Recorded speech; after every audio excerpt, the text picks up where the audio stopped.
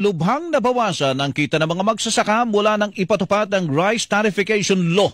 Batay sa pag-aaral ng Ibon Foundation, bumagsak na mahigit sa 40% ang kita ng mga magsasaka mula ng ipatupad ang naturang batas. Halina't tunghayan ang kwento ng dalawang magkaibang mundo.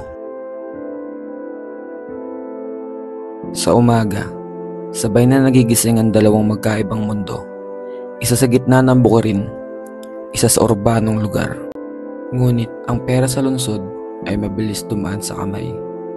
Ginagamit para sa mga luho tulad ng mga kape mula sa mga mamahaling coffee store. Ako si Arturo Barnacha. Ang edad ko ay 60. Paggising sa umaga, pupunta na sa bukid. Yun ang bukid ang asikasuhin. Maiyahon sila sa magandang buhay. Kapag-aral, kaya nagsusumikap. Sa likod ng bawat butil ng bigas na nasa ating plato, may kwento ng pawis, hirap at sakripisyo. Sa malalayong probinsya, sa gitna ng tirik na araw, nariyan ang mga magsasaka. Ngunit, sapat ba ang kanilang natatanggap kapalit ng kanilang hirap? Kamusta yung bukid? Okay naman, boss. Sige, ito na yung sahod yung maghapon. 650, kasya na siguro yan. Ito lang, boss. Maghabang kami dun, ah. Ganun talaga. Alam niyo naman bumagyo, eh. Sige na, pumunta na kayo. Salamat, ah. Ako si Justin Jean Ibernabe. Nakatira ako sa San Jose City, Nueva Ecija. Bilang nakatira sa urban area, ang pinakapangunahing pangangailangan namin dito ay mas malaking kinikita. Dahil hindi tulad sa nakatira sa isang rural area o sa farm, dito sa urban area, lahat ng pangangailangan, lahat ng mga serbisyo ay kailangan mong bayaran. Habang ang karamihan ng urban dwellers ay nagtatrabaho sa loob ng tahanan, isang buhay na malayo sa pisikal na pagsusumikap. Para sa kanila, ang maliit na kita ay hindi sapat dahil sa mataas na presyo ng mga pangunahing bilihin. Magkano kita mo ngayon? Sinahura naman ako ng boss ko ng 100K. Akala ko ba yung usapan nila dun 120? Okay na yan. Ganun talaga. Sa gitna ng pawis at hirap, may kasayahan pa rin ang mga magsasaka. Alam nila ang halaga ng bawat butil ng pagkain. Sa kanila, ang pagkain ay hindi luho, kundi biyaya. Tulad ng mga kulay sa kanilang tanim at kanin na mula sa pawis ng kanilang trabaho.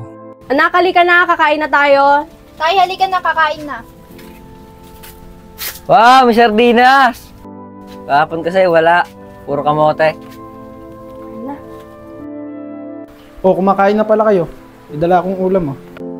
Kadalasan, para sa ibang urban dwellers, ang pagkain ay isang luho at madalas hindi pinapahalagahan. Yak, lechon manok na naman.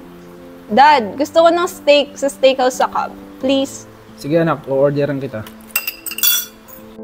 Sa baryo, ang mga estudyanteng farmers ay masayang pinapahalagahan ang simpleng baon mula sa ani ng kanilang pamilya. Habang ang ibang estudyanteng urban dwellers ay tila laging nakukulangan kahit na malaki ang kanilang baon. Mga anak, eto na yung baon nyo. Nay, masyadong malaki tong 50. Oo nga, masyado itong malaki. Okay lang yan, mga anak. Mga anak, ito yung baon nyo. Jula, ito namin sa'yo. 500 lang? Kulang to. Magsha-shopping pa kami mamaya ng mga kaibigan ko. Dad! Oo nga, Dad. Ito lang. May party-party pa kayo mamaya ng mga friends ko sa presim. Sige anak, eto ba? Pati kayo. Thank you, Dad. Thanks, Dad. Magkaiba man ang mundo ng magsasaka at ng urban dwellers. Ang isa ay kontento sa simpleng biyaya habang ang isa ay naghahanap ng higit. Pero sila ay bahagi ng iisang kwento, ang lente ng lipunan.